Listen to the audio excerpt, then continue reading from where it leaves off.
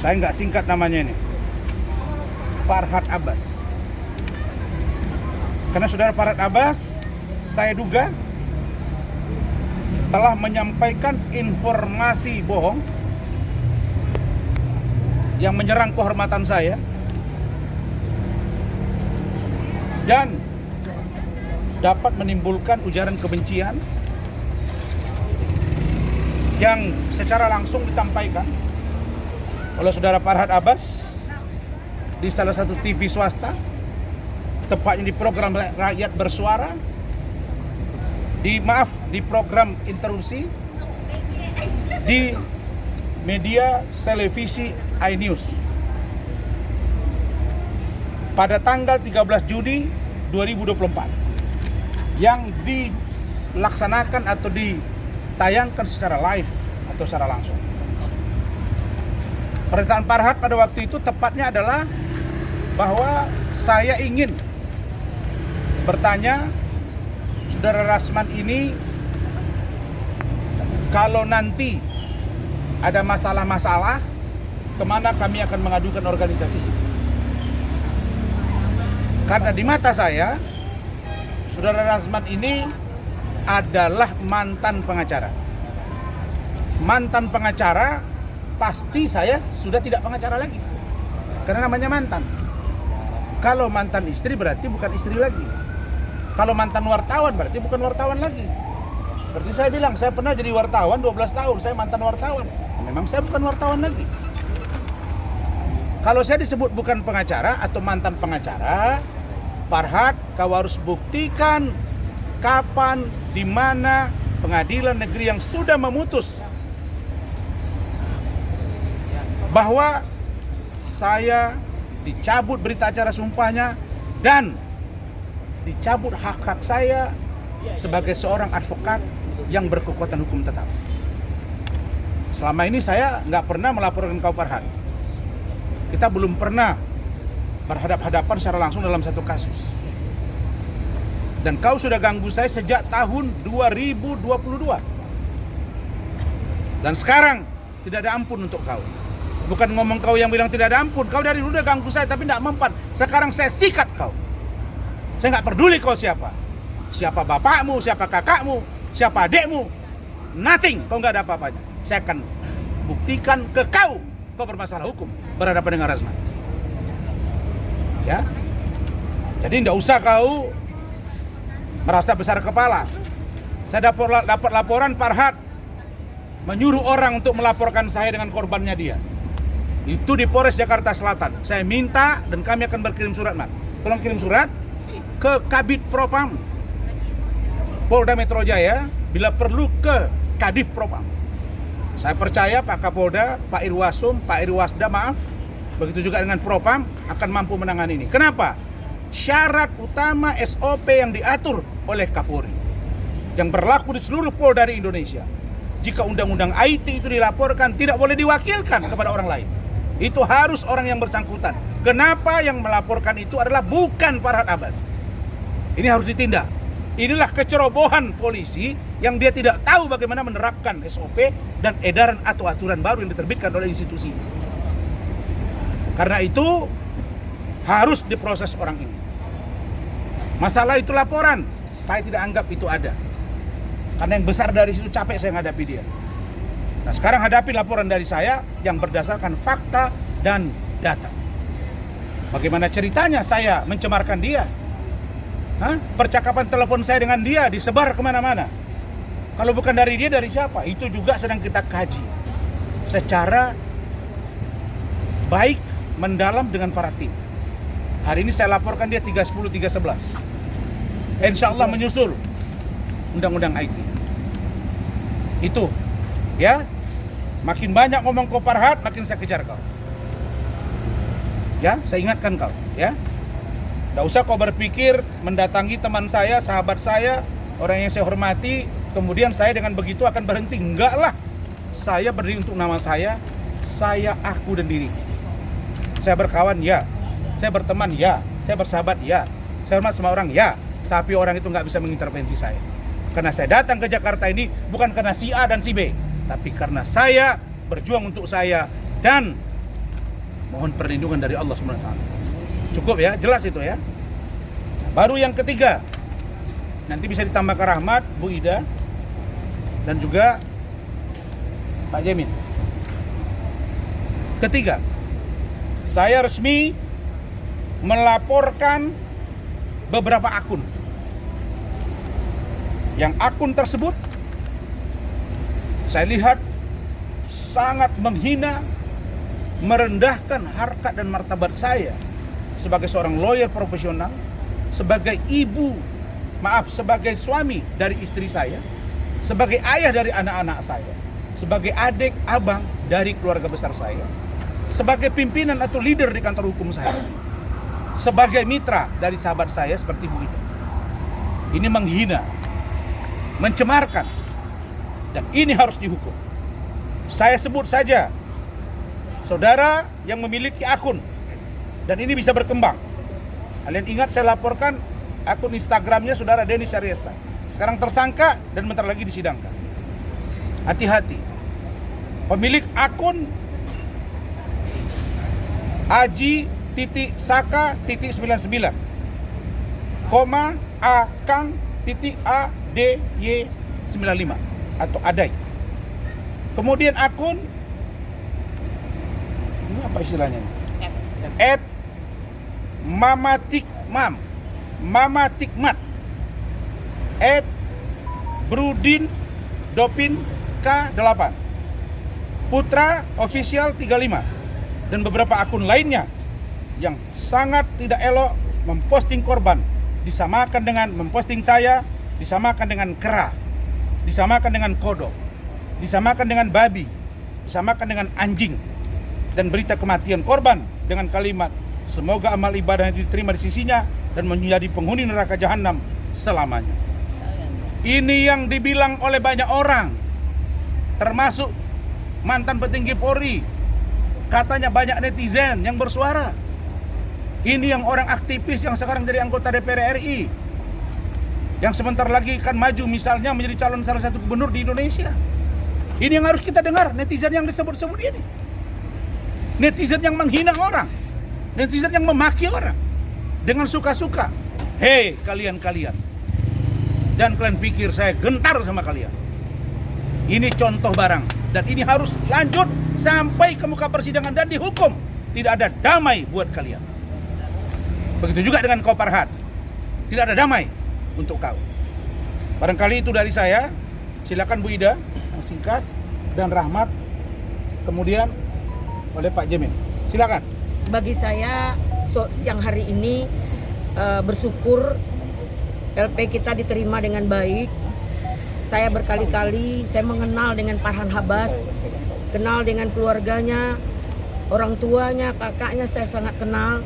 Bahkan keluarganya saat ini sudah membuka hotel, yang dibukanya sudah menjadi tahfiz Al-Quran. Ternyata Farhan Abbas orang tidak menjalankan amanah dari orang tuanya, bahwa menghina orang itu tidak baik karena dia lebih bejat dari orang yang dihinakannya. Sekali lagi kepada Farhan Abbas, apakah engkau sempurna? Apakah aibmu bisa dibuka atau diungkapkan di muka publik? Saya bisa buka, saya bisa lakukan apa-apa aibmu, baik aib di Riau maupun aib di mana saja, saya bisa buka. Karena saya kenal dengan keluargamu, kenal kamu.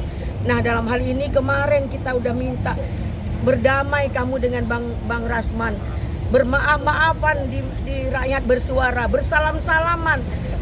Walaupun kamu minta maaf dengan berat hati Bang Rasman karena menghargai saya, dia terima maaf kamu.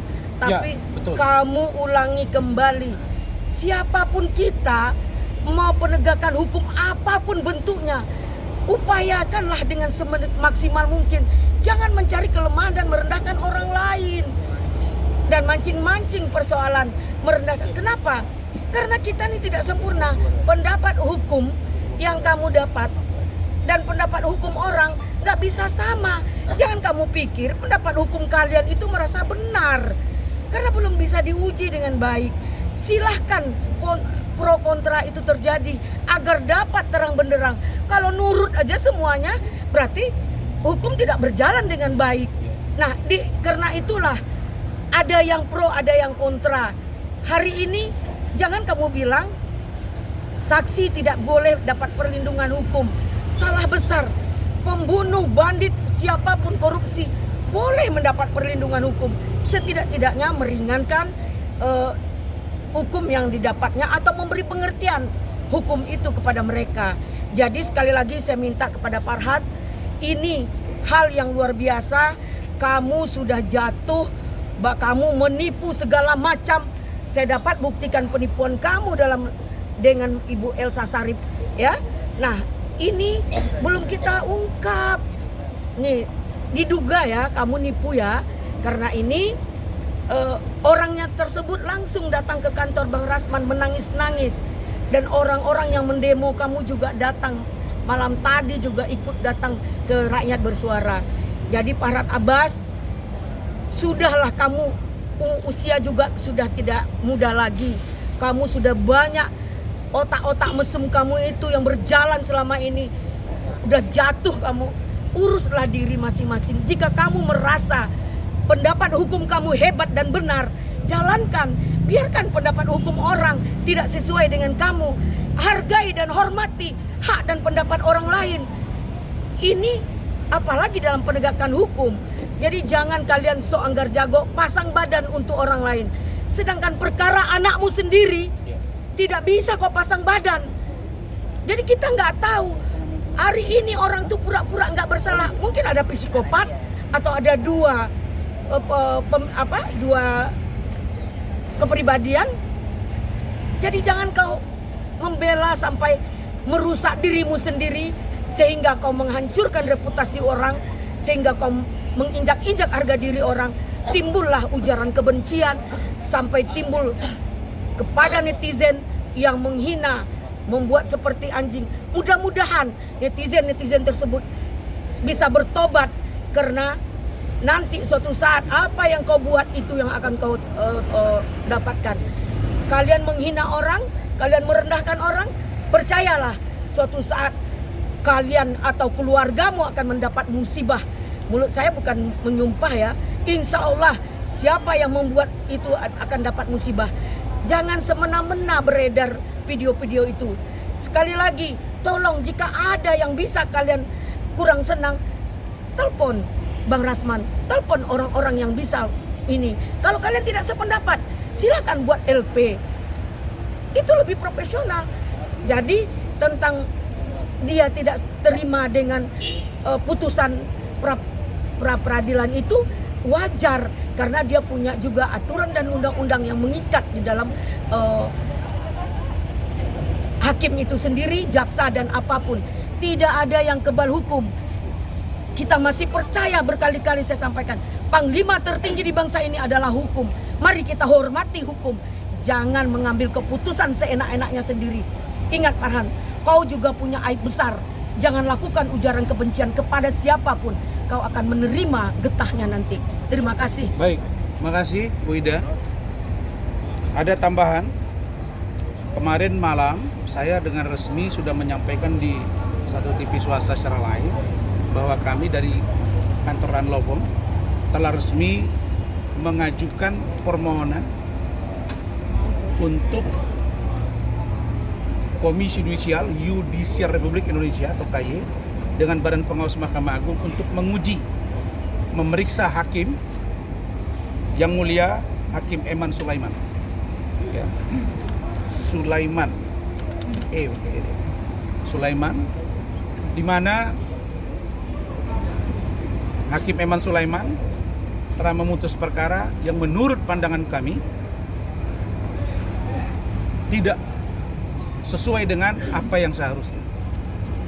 Dengan para pertimbangan yang sudah kami masukkan dalam gugatan, yaitu lebih pada aspek memutus melebihi dari yang seharusnya, yang kami sebut dengan ultra petita dan hal-hal lain yang terkait dengan putusan itu. Nah, karena itu untuk poin yang barangkali tidak semuanya diungkap, tapi universalnya sedikit akan diungkap oleh Saudara Rahmat tentang poin ini. Nanti terhadap dengan Farhad, Akun, dan Jemin, nanti biar saya teruskan. Rahmat fokus ke yang ini, silakan. Baik Pak, terima kasih. Assalamualaikum warahmatullahi wabarakatuh. Teman-teman media, terima kasih banyak telah mengkawal seluruh proses terhadap Justice for Vina dan Eki ini sampai dengan hari ini, sejak 2016. Ini sangat luar biasa sekali. Baik teman-teman, seperti yang disampaikan oleh Pak Rasman tadi, bahwa kami tim hukum pada Run Law Firm telah menyampaikan aduan kepada Mahkamah Agung dan juga Komisi Yudisial terhadap putusan yang diterbitkan oleh Teradu, dalam hari ini adalah Hakim Eman Sulaiman. Pokoknya apa tentang putusan kami ini? Pertama, saya mau menjawab terlebih dahulu dari beberapa pandangan-pandangan para ahli hukum yang saya sebut. Mereka adalah lawyer-lawyer yang cukup terkenal dan menyampaikan statement di media dengan menuduh bahwa kami tim Run Law Firm tidak punya kepentingan untuk mengadukan Eman Sulaiman. Pertama, saya mau menjawab ini semua, jam terbang Bapak kurang Pak, aku bilang itu. Itu yang pertama. Terus yang kedua, literasi yang dibaca juga sepertinya kurang. Artinya pahami dulu, kaji dulu secara mendalam, baru berstatement. Pertama, terkait dengan kami sebagai pelapor atau pengadu, silahkan dibuka pada Perma nomor 9 tahun 2016 pasal 1 ayat 27. Siapa-siapa yang berhak mengadukan terhadap laporan pada Mahkamah Agung. Di situ sangat jelas dikatakan bahwa pengadu itu adalah orang perorangan, masyarakat, PNS, hakim, dan orang lain sebagainya. Artinya kami para pengadu ini memiliki KTP, kartu tanda identitas sebagai warga negara Indonesia, sehingga kami memiliki hak untuk mengadukan ataupun menjadi pengadu terhadap putusan pra peradilan yang diterbitkan oleh Teradu Hakim Eman Sulaiman. Yang kemudian kedua, pada pertemuan tadi malam dalam acara di salah satu stasiun TV swasta, pengacara Tony juga masih menyampaikan bahwa kewenangan Mahkamah Agung, kewenangan KY itu tidak memiliki kewenangan untuk memeriksa putusan ini. Karena ini adalah putusan yang sudah final dan banding. Ini putusan yang sudah mengikat, kata dia. Dia kurang baca juga, walaupun sebenarnya Bapak sudah hadirkan peraturan Perma nomor 4 tahun 2016. Di situ sangat jelas diterangkan pasal 4 ayat 2 yang mengatakan bahwa Mahkamah Agung berwenang untuk menganalisis, untuk memberi petunjuk, untuk memeriksa putusan pra peradilan. Artinya jelas, secara kewenangan kami telah memiliki itu. Makanya aduan kami ini kami yakini sangat-sangat berdasar. Kemudian teman-teman semuanya, apa poin-poin yang menjadi fokus kami terhadap putusan pra peradilan? Pertama, saya tegaskan terlebih dahulu, kami tim hukum pada Run Law Firm. Run Law Firm ini bukan kantor odong-odong kalau bahasa Medannya, bukan kantor ece-ece gitu kalau bahasa abal-abal kalau kata ibu. Run Law Firm ini sudah berdiri sejak tahun 2015. Artinya sudah 9 tahun berkiprah di negara ini. Sudah banyak perkara yang dimenangkan juga. Sudah banyak orang-orang yang terzolimi kita bantu. Iya kan? Artinya apa? Kajian-kajian kami ini adalah kajian-kajian yang sangat mendasar secara hukum. Kami melihat bahwa putusan yang diterbitkan atau diputuskan oleh Hakim Eman Sulaiman ini secara fundamental adalah keliru gitu. Kami tidak mengatakan ini salah, karena kami itu sangat memahami azas hukum res judicata pro veritate habetur, bahwa apa yang diputus hakim harus dianggap benar. Kami meyakini itu. Ini semua harus kita anggap benar. Tapi harus menjadi catatan bagi kita bahwa hakim adalah manusia. Hakim yang namanya manusia itu punya sifat salah dan juga hilaf. Makanya dalam hari ini kami mengajukan permohonan ataupun aduan ini agar Yang Mulia Hakim Agung dapat memberikan petunjuk terhadap putusan pra-peradilan yang menyimpang secara fundamental.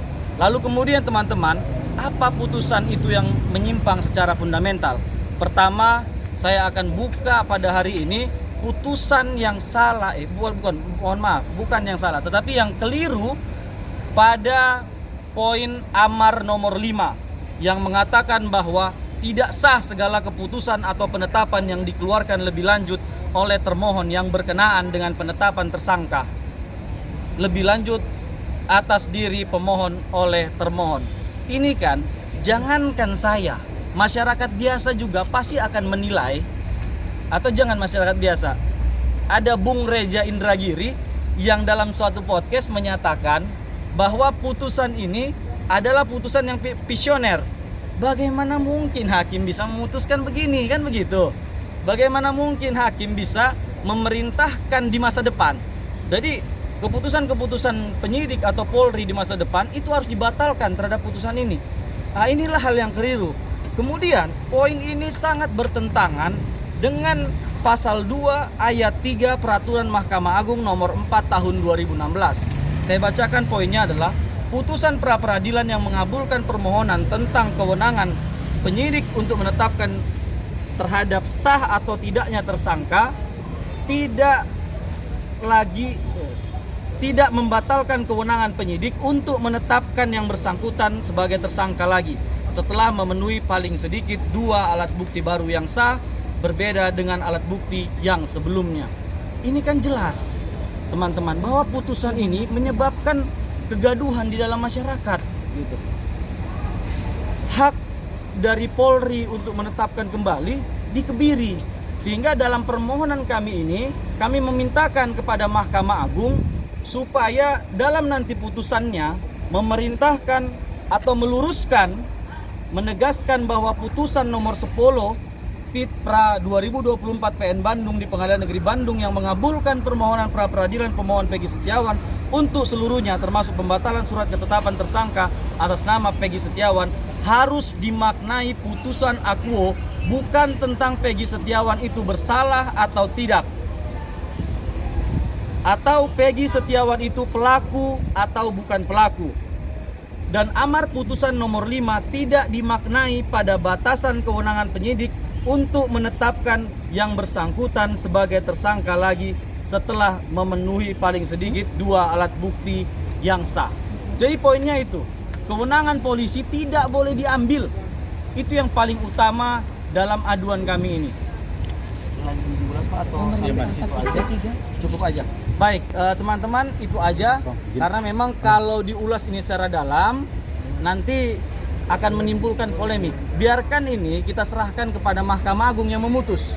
Artinya kami dari tim Run Law Firm siap dipanggil oleh Mahkamah Agung untuk menyerahkan bukti-bukti ataupun dokumen-dokumen pendukung terhadap perkara ini. Saya pikir itu, Bang. Baik, izin Bang Rasman, berarti ada kemungkinan Peggy Setiawan ini bisa jadi ditahan lagi? Secara hukum kemungkinan itu sangat terbuka. Karena Polri itu tidak boleh dibatasi kewenangannya untuk menerbitkan sprindik baru. Secara hukum itu sangat terbuka. Ketika ini sudah diterbitkan sprindik baru, maka akan berjalan lagi nih prosesnya. Ya, kemudian apakah Peggy akan ditetapkan tersangka lagi? Tergantung alat buktinya lagi nanti. Nah, ketika dia sudah ditetapkan tersangka, maka Peggy Setiawan harus ditahan karena pasal yang dituduhkan tidak main-main. Pasal pembunuhan dengan ancaman seumur hidup, kan begitu. Bahkan hukuman mati. Bang Ya, Rasman. baik. Bang Rasman, izin Kalau tadi. tentang statement dari Saudara Rahmat, itu benar. Itu sudah diatur. Makanya kita uji putusan hakim itu di Perma nomor 4 2016. Di situ disebut bisa ditersangkakan lagi. Tuh. Yang kedua, hakim juga, Mahkamah Agung juga berhak untuk menegur, memberi petunjuk, ya kan? Ya. Terhadap putusan yang menyimpang, yang bersifat fundamental. Ini fundamental. Ini fundamental ini. Oke, jadi itu sehingga nanti kita lihat bagaimana KY, bagaimana Badan Pengawas Mahkamah Agung untuk menindaklanjuti. Kami siap untuk memberikan data-data. Nah, kemudian tentang bagaimana hujatan-hujatan yang masuk kepada saya dan keluarga, itu semua insya Allah keluarga saya akan akur-akur saja, kita akan baik-baik saja. Dan terkait dengan saudara mana orang itu? Jemin itu juga sudah kita minta agar saudara naikkan ke media, dan apa yang di meme-meme saya mencium perempuan itu anak kandung saya nomor 6. Itu di pesantren dan itu dipotong-potong. Tapi makanya saya ingatkan Anda semua untuk supaya paham ya, sedangkan masalah ijazah palsu yang dituduhkan ke saya sudah di SP3. Laporan Evi kepada saya sedang SP3. Laporan Hotman terhadap saya sudah 2 kali balik berkas. Kita lihat aja perkembangannya. Tapi Bang, Nah, saya belum pernah selama ini bicara keluarga saya. Silakan, Bu Ade.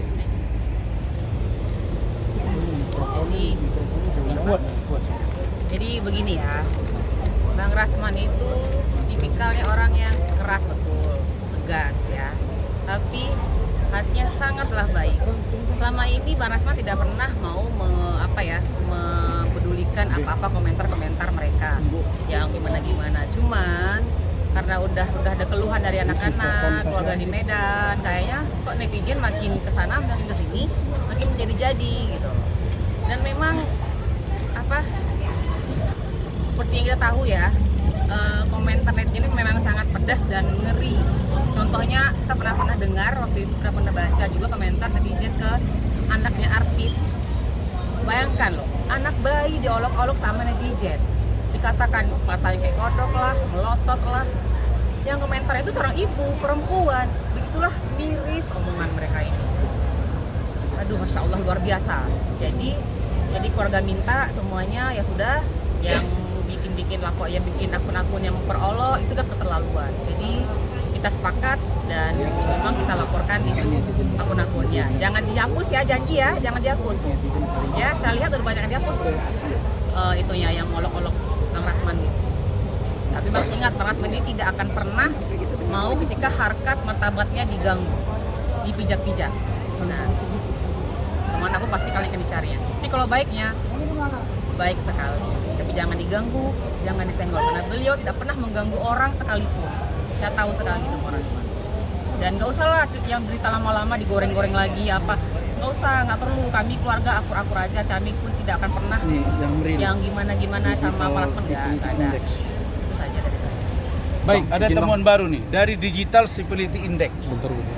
Dari penelitian yang kami dapatkan bahwa netizen Indonesia itu paling berperilaku buruk, kurang sopan, tidak sopan di media sosial, dan itu termasuk yang buruk di Asia. Nah, saya tidak menuduh, tapi itu data, kita lihat aja.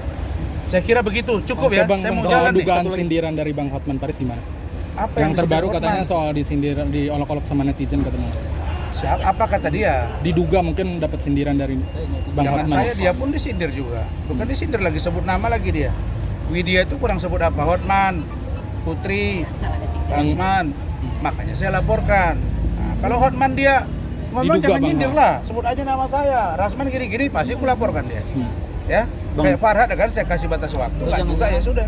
Hotman itu Sikat. masuk dalam kategori netizen yang tidak sopan Jangan tadi, sampai Pak. ke situ lah. Tapi saya sebenarnya saya lihat Hotman udah nggak ganggu saya lagi. Ya sudah benar itu Hotman. Dan pendapatnya Kau sama jalan dengan dengan pikiranmu. Saya akan jalan dengan pikiran saya, ya. Bang, izin Bang. Nah, kemudian Hotman kemarin sependapat dengan pikiran saya lihat. Saya orang yang pertama menyampaikan bahwa posisi saudara Peggy Setiawan itu masih bisa tersangka lagi. Itu pendapat saya di awal minggu lalu itu. Nah, saya lihat beberapa hari yang lalu Hotman juga menyampaikan bahwa bisa saja tersangka untuk sementara waktu. Artinya dia baca perma. Ya kita sependapat dengan itu gitu ya. Ya kenapa dia berubah pikiran? Jangan tanya saya, itu tanya ke dia. Tapi yang pasti Hotman dia sudah cooling down terhadap persoalan dengan saya. Kalau dia cooling down, saya akan cooling down. Kalau dia tidak senggol, saya tidak akan senggol dia. Dia berjalan dengan diri dia, saya berjalan dengan diri saya. Karena saya selalu titip kepada anak, istri saya, abang saya, kakak saya. Kami tidak akan pernah mau mengganggu orang. Yang diajarkan ayah saya sebagai seorang ulama, hafiz Quran, tidak pernah iri, dengki dengan rezeki orang, jabatan orang, pangkat orang.